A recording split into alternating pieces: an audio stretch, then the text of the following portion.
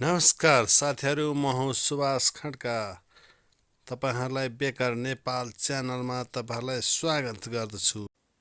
आज तपाईँहरूलाई success Perlin cake कसरी बनाउने भन्ने देखाउन गइरहेछु। सक्सेस पर्लिनको केक बनाउँदा पहिला हामी सक्सेस पर्लिनको स्पन्ज बनाउन गइरहेछौँ।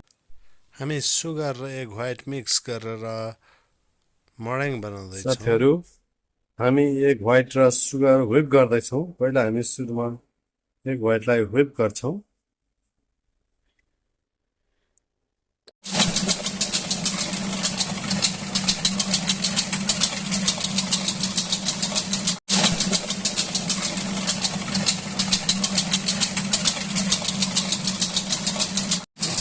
एग व्हाइट बिट गरिसकेपछि हल्का सेतो भएपछि अब हामी सुगर राख्दैछौँ।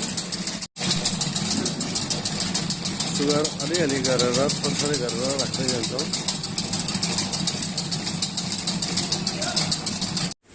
हामीले यतिको फर्म आइसकेपछि बन्द गर्छौँ। योभन्दा धेरै टाइट गर्नु हुँदैन। अब हामीले आजको पाउडर यसमा हालेर मर्याङमा मिक्स गर्दैछौँ। आलमोन्ड पाउडर स्पन्जको लागि ओभर मिक्स गरेर हल्का मिक्स गर्नु। जस्ट मिक्स भएपछि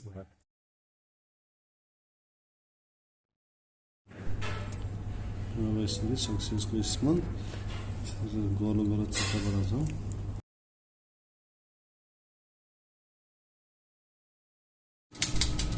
हामी पाइपिङ गरिसकेपछि यसरी हल्का डस्टिङ गर्नुपर्छ। आइसिङ सुगर यति गरेर अब हामी यसलाई 200/220 बेक गर्छौँ।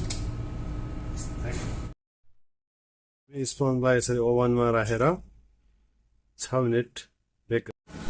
6 मिनटमा यतिको अलिअलि कलर आएको छ। अब यसलाई हामी 2-3 मिनट अरू बेक गर्छौँ।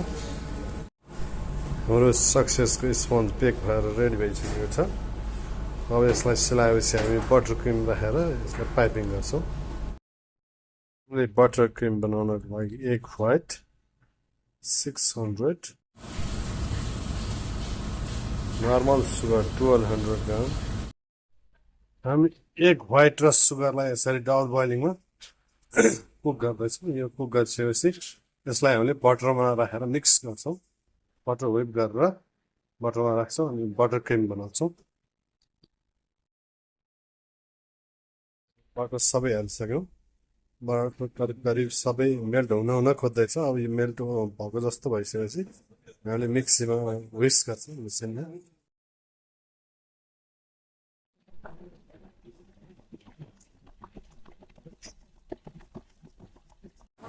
हामीले यो बटर क्रिम रेडी गरेको छौँ।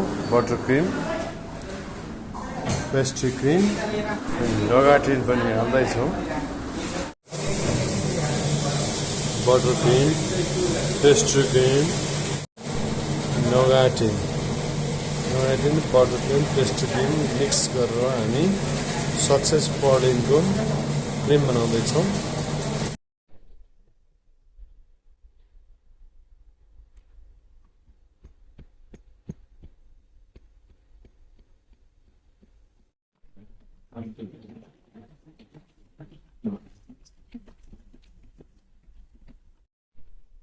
vanilla essence 10 ml राख्दैछौँ। यो सक्सेस स्पन्ज यसरी रिङ राख्ने सक्सेसको लागि हामीले बनाएको। यसमा हल्का सुगर सिरप राख्छौँ। धेरै नराख्ने, मजाले भिज्छौँ।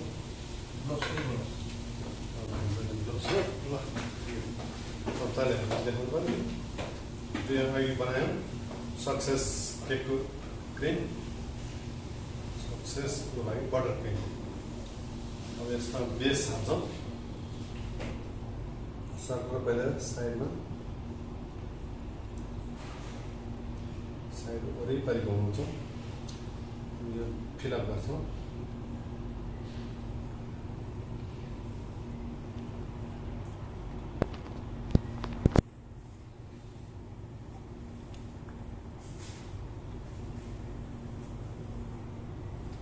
यसरी फिलअप गरिसकेपछि फेरि हामीले नेक्स्ट लेयर राख्छौँ। यसलाई हल्का सुगा सिरपले फेरि हल्का राख्छौँ, हल्का प्रेस गरेर थोरै मात्र राख्छौँ, धेरै राख्नु राखेपछि अलिअलि सोप हुन्छ। फेरि यसमाथि हामीले पाइपिङ गर्छौँ।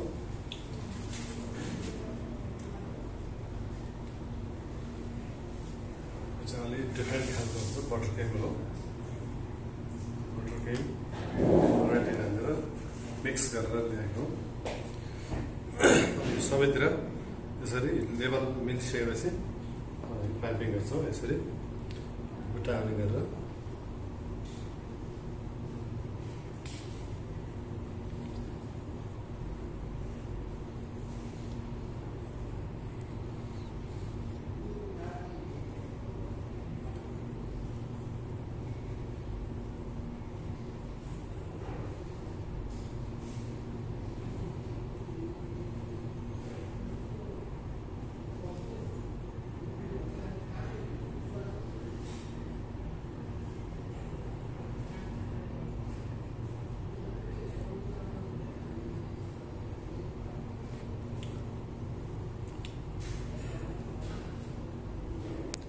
फेरि हामीले भित्र आउने यसरी पाइपिङ गर्छौँ।